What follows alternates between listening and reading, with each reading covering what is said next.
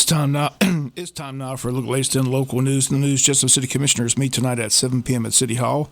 On the agenda, new business, discussion of grant for officer training, update on band competition with Farrell Cooksey, discussion of leased land from city for billboard, discussion of Saturday business hours for sports bar, executive session, discuss personnel, items with the city manager, items with the commissioners, items with the mayor, all that tonight at 7 p.m. Have a full report for you tomorrow here on the local news. City of Jesup has several contested races coming up in November, but the advanced voting begins on Monday, October 16th, and will run through Friday, November the 3rd.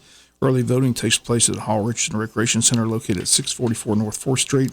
Deadline to register to vote in the City of Jesup elections is quickly approaching. That's Tuesday, October the 10th. There will be two Saturday early voting dates during the voting period, Saturday, October 21st and Saturday, October 28th. The times on Saturday early voting takes place from 9 to 5. If you have changed your name or address since you last voted, they ask you please update your file by coming to the registrar's office, filling out a change of address form. Last day to request an absentee ballot is Friday, October the 27th. City of Jesup has a contested mayor's race. Incumbent Ralph Hickox and Tyrone Johnson, the two candidates seeking the office. District 1, the race is between former Jesup Police Chief Perry Morgan and former City Council member in District 1, Ricky Reddish. District 4, the two candidates are Jonathan McCullough and Margaret Rawls. District 5, the two candidates are former Jesup City Manager Mike Deal and Katrina Dumas. Once again, the early voting begins Monday, October 16th at 8 a.m. at Hall Richardson Recreation Center. The voting takes place each day, Monday through Friday, from 8 a.m. to 5 p.m. County Commissioners met last night. We'll come back, take a look at that meeting right after this word from our sponsor, other commercial messages, so please stay tuned. County Commissioners met Monday evening. Commissioners moving forward with building the middle building for the purpose of holding early voting. Commissioners accepted the bid last night from S&S Buildings for the cost of $128,000. The building will be built by the TAG office, and once built will be used for all early voting in Wayne County. Commissioners voted Monday to name the soccer complex in honor of former Rec Director Steve Card. Steve McGregor appeared before the Commissioners last month at the meeting requesting this be done, and the Commissioners approved that at last night's meeting. Commissioners approved installing pipeline beneath Holmesville Road. They said they'll close the road November 13th through 20th to complete the project. They also approved the resolution in their opposition of mining at Okefenokee, similar to what the City Commissioners did earlier. They reappointed both Paul Scott and Ted Buford to the Workforce Innovation and Opportunity Act Board. And again, those are some of the items at your County Commissioners meeting from last night. Last week, the Wayne County Chamber of Commerce held a program entitled State of Wayne, and the panel consisted of County Administrator Paul Drawdy and the Mayor's Jesup Mayor Ralph Hickox, Oda Mayor Greg Grozier, Scriven Mayor Jason Weaver. Today we hear from Scriven Mayor Jason Weaver, who had these comments at the program.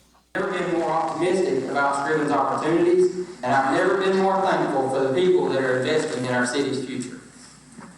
Parents are choosing to raise their children there. Entrepreneurs are betting on Scriven by starting their businesses.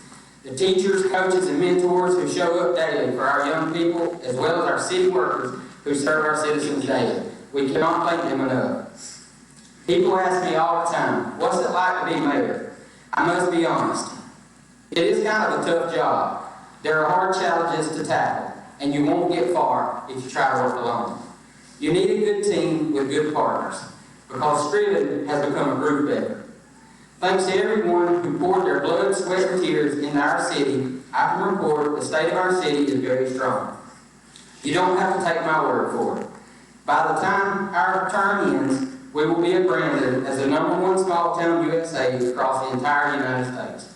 We have been declared a city of ethics, a city of civility, and we reclaimed our grant eligibility by completing 9 clean yearly audits at once to bring us current in 2023. And last but certainly not least, we kept Scriven at the forefront as a city with a bright future ahead. When I took office, I pledged that public safety would always be one of my top priorities as your mayor. That still holds true today. I'm enormously proud of the men and women who serve the Scriven Police Department, the Scriven Fire Department, the Scriven Volunteer Fire Department, and we have spent the last few years as a council and mayor making sure they have the tools needed to serve our city and our district. We have delivered on promises of new vehicles for police and fire. We have extended bonuses, accelerated pay increases, and made significant cost of living adjustments for those who serve in our public safety agencies through state and federal partnerships. These investments are yielding results already. We've lowered our 911 caller wait times drastically for our city and our district. But we need more than vehicles and paychecks to support our public safety personnel. We need updated training facilities to help improve our men and women's response and knowledge, as well as help drop our ISO ratings that will make our citizens' insurance much cheaper. That is why the city would be happy to partner with all governmental agencies to build an updated training facility right here in Wayne County. Our firefighters would finally have the ability to learn on another level updated procedures to deliver life-saving care to each of you. And once again, those comments are Scrivener Mayor Jason Weaver. Again, that event held by the Wayne County Chamber of Commerce last week, the State of Wayne at Coastal Pines Technical College. We'll be back with some final news notes after this word from our sponsor and other commercial messages, so please stay tuned. Final notes in the news: City of Odom, Georgia, getting ready for their celebration of their 48th annual Odom Homecoming this Saturday in the city of Odom. Parade gets underway at 10 a.m., platform ceremonies at 11. This Wednesday is the reception at 7 p.m. at the Odom Rec Center. They're going to honor Citizen of the Year Shelby Anderson, Parade Grand Marshal Becky Scott, Odom Elementary Teacher of the Year, and Outstanding Teenager Madison Cernsey. All that taking place Wednesday at 7 p.m. at the Odom Rec Center, and the public invited to attend. The big event set for Saturday. Again, the parade at 10 a.m., platform ceremonies 11, cakewalk after that. Also, don't forget the Saturday evening church service at 6:30 at Odom Depot. Guest speaker will be Justin Click, pastor of Piney Grove Church of God. Tickets are on sale at Odom City Hall this week for the Kids Zone, and T-shirts are on sale at City Hall as well. And it's the 48th annual Odom Homecoming this Saturday in the city of Odom, Georgia.